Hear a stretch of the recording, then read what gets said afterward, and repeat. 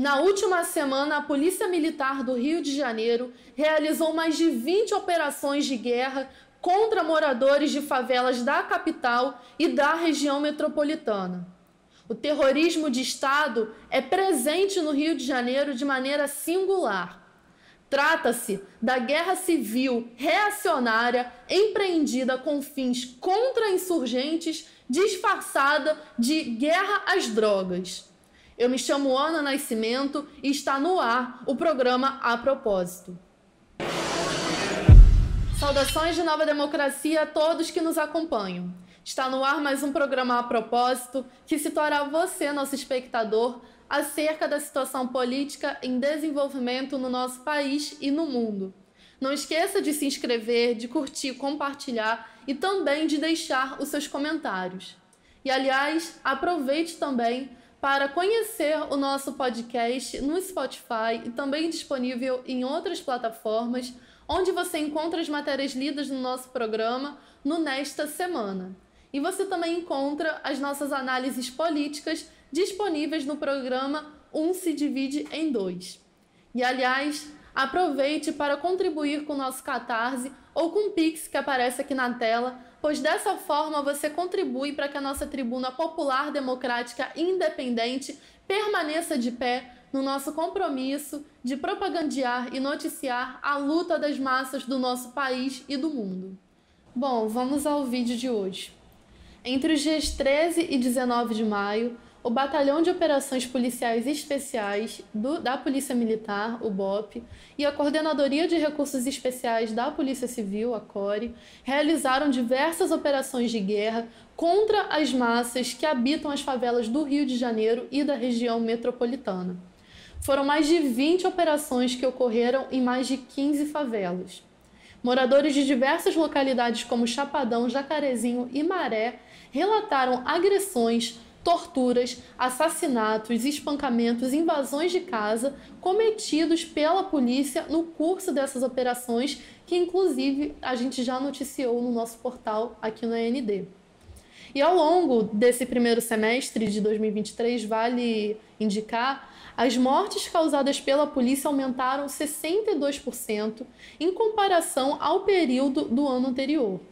E mais de 243 escolas foram afetadas e fechadas por conta das operações e mais de 80 mil estudantes foram impactados e tiveram seu direito ao estudo, que aqui no Rio de Janeiro é altamente precarizado, prejudicado por conta dessas operações. Mas, afinal de contas, quais são os fundamentos por trás desse genocídio continuado? Em primeiro lugar, são as Forças Armadas Reacionárias, que são os principais incendiários dessa guerra civil reacionária que se instala aqui no Rio de Janeiro. Eles exercem, inclusive, o mando de fato sobre as polícias militares, que são as suas forças auxiliares permanentes. E através da Inspetoria Geral das Polícias Militares, que é um órgão do Exército Brasileiro, eles definem currículos, definem cursos de formação e, portanto, eles definem toda a conformação política das próprias PMs. E as forças policiais são meros executores da política definida pelo Exército. E, de fato, para o Exército, a chamada luta contra o crime, entre aspas, é uma guerra. E não de qualquer coisa de servir e proteger a população como eles têm balbuciado. Vejamos, na verdade, o que diz em um artigo o coronel Fernando Montenegro, que comandou a ocupação do Complexo do Alemão em 2010. Ele diz o seguinte: a maioria das guerras de hoje não é travada entre estados. Como alguns atores foram desmembrados, as contendas ocorrem muitas vezes entre entidades políticas, legítimas ou não, decorrentes do enfraquecimento de nações, da perda do monopólio da violência pelos estados, da divisão de países ou movimentos separatistas. E ele continua: é esse o tipo de conflito que está acontecendo no Vale dos Rios Apurimac, N e Mantaro, Uvraim, no Peru, nas favelas cariocas do Rio de Janeiro, selvas colombianas, Iraque, Síria, na República Centro-Africana, no Sahel, Mali ou na Nigéria. Ou seja, na visão desses altos mandos militares, o crescimento da criminalidade no Brasil e, em particular, no Rio de Janeiro é um fenômeno tal qual as guerras que ocorrem ou ocorreram no Iraque e na Síria. E por isso as polícias atuam nas operações invadindo as casas, saqueando, torturando, assassinando esses moradores. Por isso que as polícias atuam nas operações colocando todos os moradores, concebendo que todos os moradores são possíveis inimigos, que eles são colaboradores do inimigo, são potenciais inimigos. E é essa lógica da guerra que eles têm empreendido, a lógica de que, se estamos numa guerra, nessa guerra deve se matar. É isso que eles têm empreendido e que, inclusive, por lógica, nós devemos presumir que o Exército instrui as suas polícias militares a fazer o mesmo. E mais evidente ainda que essa concepção expressa no estudo desse coronel é de que essa lógica de guerra ela é necessária para que, inclusive, não haja alteração do ordenamento social vigente, ou seja, na concepção deles, é preciso dar um choque de ordem terrorista contra as massas populares para manter o monopólio da violência nas mãos do velho Estado, para que o povo não ouse desafiar essa velha ordem estabelecida. E essa, na verdade, é a preocupação central dessas forças armadas, dessas classes dominantes, e não qualquer coisa de combate ao tráfico de drogas, combate à existência de drogas nas fronteiras internas do nosso país. Afinal de contas, a gente deve se questionar: quem são os responsáveis por proteger, enfim, vigiar as fronteiras do nosso país, a entrada de armamentos e de drogas no nosso país, que não as próprias Forças Armadas, a Polícia Federal, enfim, coisa que o valha. Em segundo lugar, é preciso desmascarar essa falsa esquerda oportunista, eleitoreira, que se arvora defensora do povo. Vale lembrar aqui, senhores, que foi o próprio senhor Luiz Inácio quem autorizou pela primeira vez na história desse país que as Forças Armadas fossem acionadas com o pressuposto de combater o crime, com a Operação Arcanjo, que inclusive desencadeou a invasão no Complexo do Alemão e da Penha e logo as suas ocupações. A Dilma, inclusive, a senhora Dilma, não fez diferente em 2014, quando ela assinou a GLO, que permitiu a ocupação militar na Maré. Inclusive, vale lembrar aqui, foi durante o governo do Luiz Inácio, foi com o Luiz Inácio que as UPPs começaram a ser implementadas nas favelas cariocas em 2008, com ajudas, inclusive, milionárias. E essas UPPs, inclusive, foram concebidas por esse exército reacionário. E o monopólio da imprensa, inclusive, promoveu as UPPs como as responsáveis pela segurança pública no estado do Rio de Janeiro, como por terem promovido a estabilidade nas favelas cariocas. Porém, na verdade, o que tem acontecido e o que aconteceu e o que continua acontecendo contra as massas faveladas, as massas que habitam essas comunidades, é totalmente o contrário do que eles arvoram. Basta a gente ver, por exemplo, o que alguns moradores relatam. Sim, é o que acontecimento que um trabalhador foi atingido pela PM, covardemente, como sempre, mais uma vez, e a comunidade quer parar com isso. Hoje é aqui, amanhã pode ser em Jacaré, amanhã pode ser no São João, isso aí tem que parar, gente. Isso aí não tá aguentando mais, os moradores como que tá aí na rua aí, ó. Despejo de pimenta, ele tacando aí, o morador aí, cresce aqui em cima aí, ó. A gente quer paz, cara, a gente quer justiça. E eles continuam aqui, né? E continua aí, ó, atacando a gente aí, a comunidade aí toda aí, ó. O senhor tá vendo aí, ó. Teve operação policial aqui? Não teve operação nenhuma, nenhuma. Foi no meio da rua, ele deu um tiro no peito do menino. Morador, trabalhador, entendeu? Covardia. E todo morador sai como traficante. Todo morador sai como bandido. Que isso? A gente já não aguenta mais isso. A polícia que é pra nos proteger, chegar na comunidade pra nos matar. O cara trabalhador. O que a gente vai falar pro filho do cara? O que a gente vai falar pra criança que ficou órfã, que tá aqui chorando agora pela ausência do pai? Mais um preto favelado que vai crescer sem pai.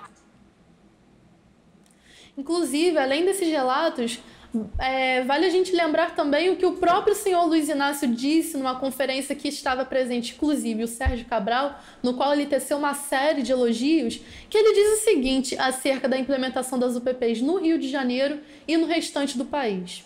Nós não vamos mandar para cá a polícia apenas para bater. A polícia vai vir para cá para bater em quem tem que bater, proteger quem tem que proteger. Mas o Estado tem que trazer para cá cultura, educação, emprego e decência. E é o que nós estamos fazendo na favela do Rio de Janeiro.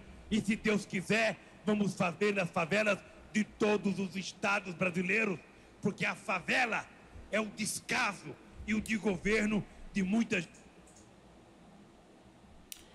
Bom, e aí eu me questiono e questiono vocês, e questiono principalmente o senhor Luiz Inácio. Qual decência trouxeram as UPPs e essas ocupações e intervenções militares pelas Forças Armadas para as famílias, por exemplo, do senhor Amarildo?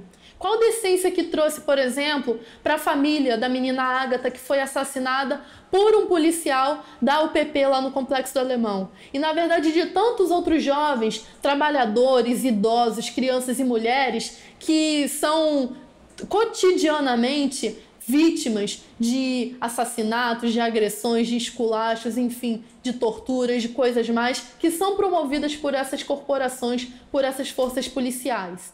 Que tipo de decência que trouxe? Vale lembrar aqui, inclusive, o que diz o Frantz Fanon quando ele analisa a luta de libertação nacional da Argélia, que, se vocês me permitem fazer uma breve comparação, ele diz o seguinte: o mundo colonizado é um mundo cindido em dois, e a linha divisória, a fronteira, é indicada pelos quartéis e delegacias de polícia. E ele diz o seguinte: nas colônias, o interlocutor legal e institucional do colonizado, o porta-voz do colono e do regime de opressão é o gendarme ou o soldado. Ou seja, diante de tudo que a gente tem visto das ocupações militares nas favelas cariocas, das intervenções militares, da UPP, o que elas significam, o projeto da cidade integrada agora com Cláudio Castro, será que a gente não pode fazer uma breve comparação com o que o Frantz Fanon fala sobre a ocupação francesa lá na Argélia?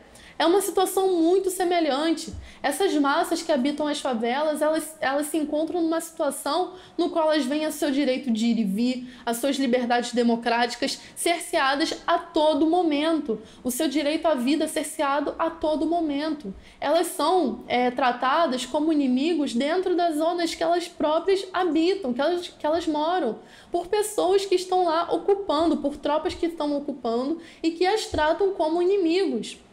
E aí vale a gente questionar o seguinte: por que o velho Estado ele aplica essa violência como forma de gestão da pobreza? Porque, meus amigos, ele não pode conter o seu crescimento, ele não pode conter a pobreza porque ele é a causa.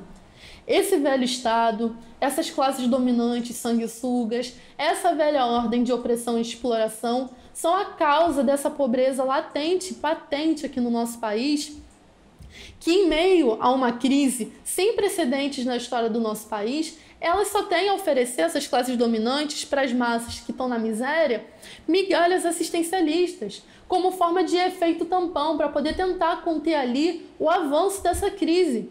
E por outro lado, enquanto uma mão oferece essas migalhas assistencialistas, por outro lado, o que eles oferecem?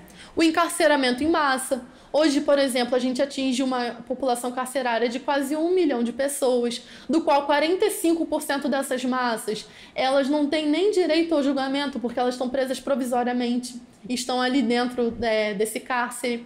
E, por outro lado, também tem os massacres promovidos cotidianamente nas favelas cariocas, em outros lugares do nosso país também. Ou seja, essa é a forma que o velho Estado encontra para solucionar o problema da miséria e da pobreza no nosso país.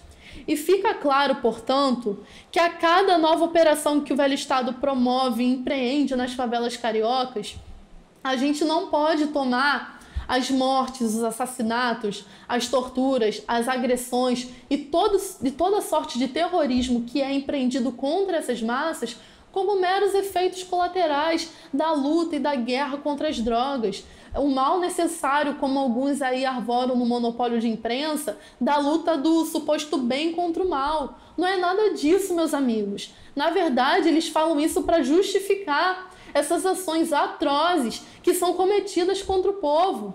E mais ainda, essas ações, longe de serem qualquer coisa de efeito colateral contra um suposto combate ao tráfico de drogas, são realizadas no intuito verdadeiro de reprimir, controlar, cercear cada vez mais os direitos e liberdades democráticas dessas massas, uma vez que a crise social, a crise política, econômica no nosso país tem escalado às alturas como nunca antes visto na história desse país. E também, por outro lado, devemos analisar, tem escalado, conforme tem escalado essa crise, o grau de fúria dessas massas contra essa velha ordem, essa velha democracia, tutelada por esses generais, que é desacreditada. Essas massas não acreditam mais nessa fajuta democracia e nessa velha ordem, e nessa nessa velha ordem que não tem nada a oferecer para elas e, na verdade, nunca teve nada a oferecer senão miséria e violência. Portanto, elas já não aceitam mais, essas massas elas já não aceitam mais serem oprimidas como elas têm sido, como elas sempre foram, e elas têm lutado incessantemente por todos os seus direitos democráticos, nenhum a menos, e têm lutado inclusive porque esse velho Estado não consegue garantir aquilo que eles prometem. Essas massas têm partido para a luta da garantia e defesa dos seus direitos e liberdades democráticas porque o velho Estado não garante e também porque elas não têm mais ilusões acerca dessa velha ordem. Elas têm desafiado, portanto, essa condição que essas classes dominantes têm lhe imposto e têm lutado cabalmente dia após dia.